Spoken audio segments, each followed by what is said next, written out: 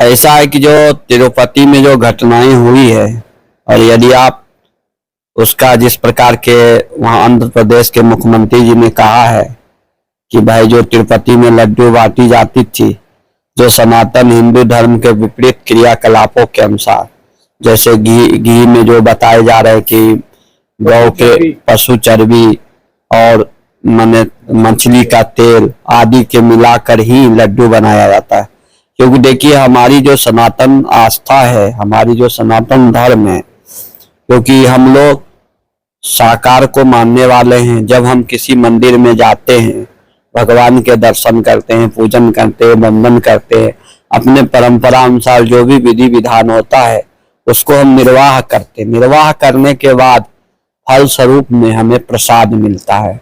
जैसे तिरुपति में लड्डू मिलता था, तो सनातन धर्म की इतनी आस्था है तिरुपति में कि पूरे भारत ही नहीं पूरे विश्व के लोग वहां जाते हैं। और ये सनातन धर्म के साथ अगर इस प्रकार के करेंगे तो हमारे ईश्वर के प्रति जो उनकी मौलिक जो चिंतन थी कि भाई सनातन धर्म को, क्योंकि देखिए सनातन धर्म जो है एक व्यापक धर्म है।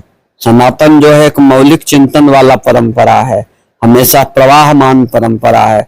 उस धर्म को कैसे भ्रष्ट किया जाए तो प्रसादों के माध्यम से, संस्कृति के क्षति पहुंचाने के माध्यम से ही किया जाए। ये जो भी लोग किए हैं इस पर केंद्र सरकार और वहाँ के मुख्यमंत्री जी इसको गहन से चिंतन करें, क्योंकि आने वाली जो परिस्थिति है हमारे सनातन धर्म पर जो आस्था रखने वाले जो हिंदू समाज हैं, जो कि अपने मंदिर में भगवान का दर्शन करते हैं, अब वहां जाएंगे तो प्रसाद में भी संदेह उत्पन्न होगा। तो ये हमारी आस्था के लिए बहुत बड़ा कुठाराघात है। तो इस पर यदि केंद्र सरकार, क्योंकि देखिए जो वर्तमान केंद्र सरकार है वह सनातन आस्था के रूप में है, क्योंकि वो सनातन संस्कृति और हमारी भारतीय परंपरा को मानने वाली सरकार है।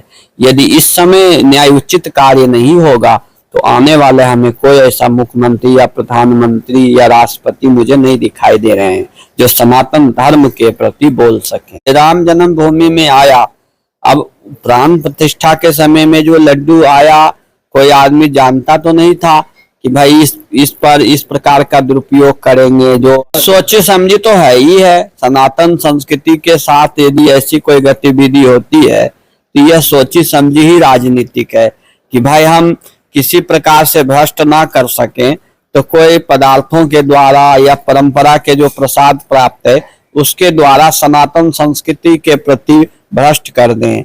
ये तो साजिश तो वही है। जिन लोगों ने ऐसा कार्य किया है उनको एकदम जांच होने के बाद जो देशद्रोह की मुकदमा होता है उनके ऊपर यह मुकदमा चलना चाहिए। अयोध्या का साधु समाज का आक्रोश है और शासन सत्ता से यह अपेक्षा करता है कि इस पर यथाउचित कार्य करें, क्योंकि देखिए हमारी जो आश्रमें हैं, हमारी जो मंदिरें, हमारी जो मठें हैं, आस्था के आधार पर ही चलता है। तो हमारे भगत लोग जो आते हैं, क्योंकि हम लोग भी प्रसादी देते हैं, जैसे आप लोग ही प्रसाद ला के देते हैं तो कोई लोग लाते हैं तो कोई लोग को हम लोग प्रसाद प्रदान करते हैं। तो हमारे मंदिरों मठों में जो श्रद्धालु आएंगे उनको भी ऐसे धीरे धीरे संदेह उत्पन्न होने लगेगा। तो हमारे संस्कृति, हमारे धर्म के लिए, हमारे मठ मंदिरों के लिए ये बहुत बड़ा हरास का विषय होगा।